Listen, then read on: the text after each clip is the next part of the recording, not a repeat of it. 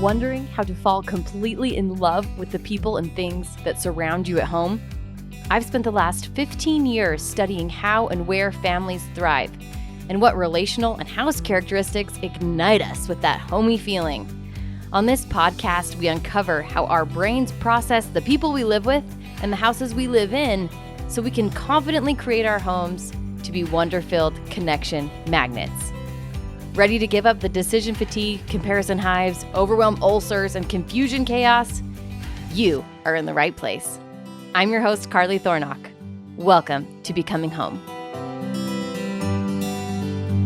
What is up, homies? I am so glad to be talking to you today. So glad that you're here, obviously.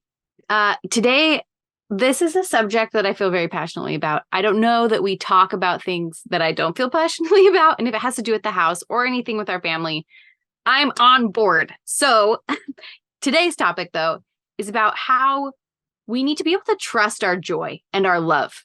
Here's what I mean. There are so many times we feel like we intrinsically have to work hard or do things that are unpleasant to get ahead in life, ahead in any way, to get anything done, to have a relationship, to get the dishes done, to build a house. We go in with this preconceived notion that it's going to be hard and it's going to be worth it. Is that a bad thought? It's going to be hard and it's going to be worth it? No, because is that true? Absolutely, it's going to be true. There's always going to be hard things. Can't avoid it. Just part of life. It's just part of being alive is that things are going to be hard. But things being hard is not a prerequisite for value. Let me say that again. Things being hard is not a prerequisite for value. Also, things being easy is not a prerequisite for value. So I was coaching in my group this week, and a couple of times it came up for different people that if it were worth it, if it were important, if this thing that I was trying to do, if it was right, or if it was good, or if it was valuable, then it would be easy because I would be so committed that it should just be a walk in the park. So if it's not easy, then it must be wrong, right? But then there's people in this other side who I was just talking about who they say, if it's not hard, it's not valuable. So we have people saying if it's not easy, it's not valuable. And people saying if it's not hard, it's not valuable. If it's too easy, then no one's going to value it. Then I'm not going to value it. Then it's not worth my time if it doesn't involve like struggle and strain. So these are two dichotomies. They're actually separate ends of the exact same stick. And that is putting our value on something outside of ourselves, right? And one belief is easier than the other. So this is how all of these work together. And in case your brain is exploding, just hang with me for a minute, and this will all start to sort out. So it is possible for easy things to be super valuable. It's super possible that you're just going to meet the love of your life walking down the road. You couldn't have planned it. There's no way you could have ever gone to the lengths of planning in such extraordinary detail how you are going to end up colliding paths with somebody who you will later marry and share your life with. It's easy, right? When you look back at it, you're like, that was easy. I did nothing. And at the exact same time, you took tons of preparation to be ready to receive. The hard part, the hard work that is required to accomplish anything or to receive any of our dreams or to seek whatever success it is that we're trying to go after. The hardest part is believing that it can be easy, allowing it to happen, arms open, receiving. Okay. Now, if I'm talking to my grandpa, I know that he's going to be like, well, if you aren't working hard, how are you going to learn the value of hard work? And I want to question this belief like so hard today. This is the purpose of this podcast. What is the value of hard work? Think about it. The value of hard work is getting what you want. And being able to have a long-sighted plan, a long-term goal that you can stay committed to. And it's more about focus and intention than it is about working hard. It's about not being swayed by the things that seem exciting in the moment and giving up the thing that you really want most that takes a little bit of focus. But we confuse hard work with focus. We confuse hammering the rock as a miner in the mine, right? Where miners work, clearly. We confuse this hard labor as being the thing that is worth it. But the hard labor is not what's worth it. The diamond is what's worth it. The diamond, you could kick a rock and a diamond could plop out, right? Or you can decide that it needs to be all this hard work and hi-ho it all the way down the mines for your whole entire life. It doesn't have to be hard.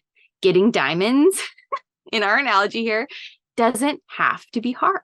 At the same time, if somebody comes and gives you a diamond, that's fine. Like we don't accept either very easily. We think if somebody gives me something, that's the only way that it can be done. And we're so afraid of being that person that's just a freeloader and like, well, if I don't work hard for my keep, then I'm a freeloader and I don't know the value of hard work and I'm not responsible and all these things.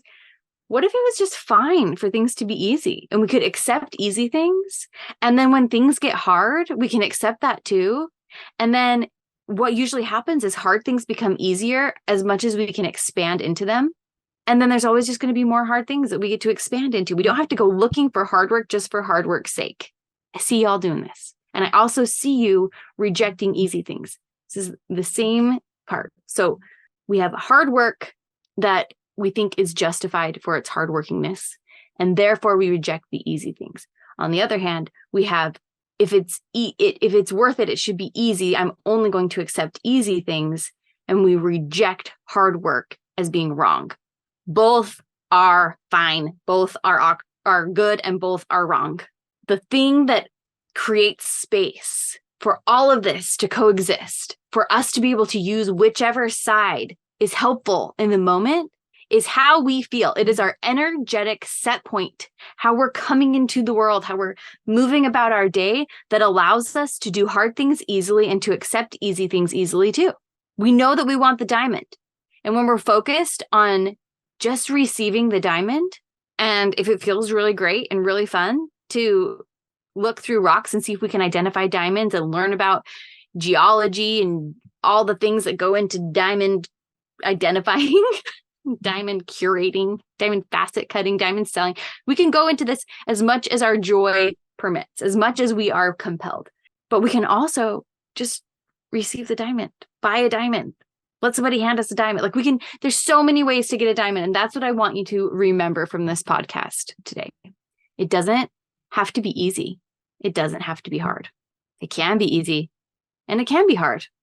And when you yourself are centered in knowing what you actually want, which is a diamond, or which is a clean house, or which is a beautiful house plan, or is the lot of your dreams, or is that sofa that feels cozy that you can read to your babies on, whatever it is that you want, drill down until you know what it actually is. Because if you come to me saying, well, what about hard work? I can't help you there. There's nothing that me as a designer or as your coach, there's nothing that I can do to be like, hey, let's solve for your need for hard work. What happens is that you just make everything hard work because that's what you value. Everything becomes astronomically harder than it needs to be. And if we're waiting around for everything to be easy or for us to feel a certain way before we proceed, for things to be right, they're probably never going to happen because we're so scared that things won't feel right. We're so dependent upon something outside of ourselves to take action in the way that we want to move in, that we don't ever do anything. Both views in their extreme are paralyzing. One, you just create a bunch of hard work for yourself and you never actually get what you want. The other, you're just waiting around to feel good about it and you never do what you want. So if you can understand that taking action from both is going to be great at different times, and the way that you do that is by trusting your joy, trusting what feels good. This is why it's so important that you can listen to your body and that you understand what you're feeling and understand what's going on in between your ears so you can direct your feelings toward what you want, period. This is why it's so super powerful. If you don't want to do the dishes on the base level of you don't want clean dishes, then don't do the dishes.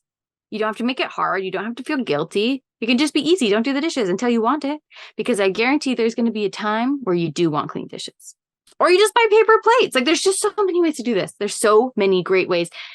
And the only thing that is inhibiting you from receiving all of your wildest dreams and joys is that you are more committed to hard work and self-torture, or you are giving up your agency in ease, that you just don't do it. You don't do what you want. Do what you want. Go after your diamonds, because everything in the process of getting your diamonds is going to feel worth it. And it's going to feel easy and it's going to feel hard. And you're going to get your diamonds. Do your dishes when it feels good to do your dishes.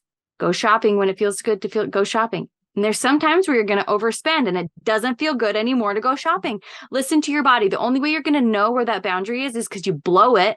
And you have to back up and be like, oh, that actually didn't feel good. That's not actually what I want. What I actually want is to save up for a down payment on my house. What I actually want is to go to New Zealand for the winter. What I actually want is, I don't know, to buy an RV and hitchhike across the United States. If you had an RV, you don't have to hitchhike, by the way. So you know what I'm saying.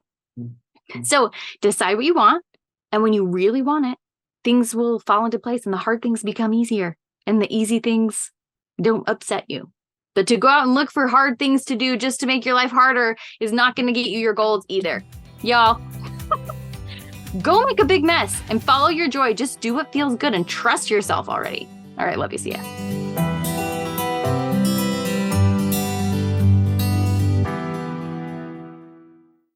Hey, if you're loving what you're hearing and you want to know more, I invite you to go over to carlythornock.com and you can pick up a free guide. These are the 3 biggest mistakes that people make when setting up their houses. And I don't want you to make the same mistakes. And of course, in true Carly fashion, you know it's going to be a lot less about the house and a lot more about your perspective about the house, but with some good housey tips thrown in. Go over to carlythornock.com and you can pick up that today.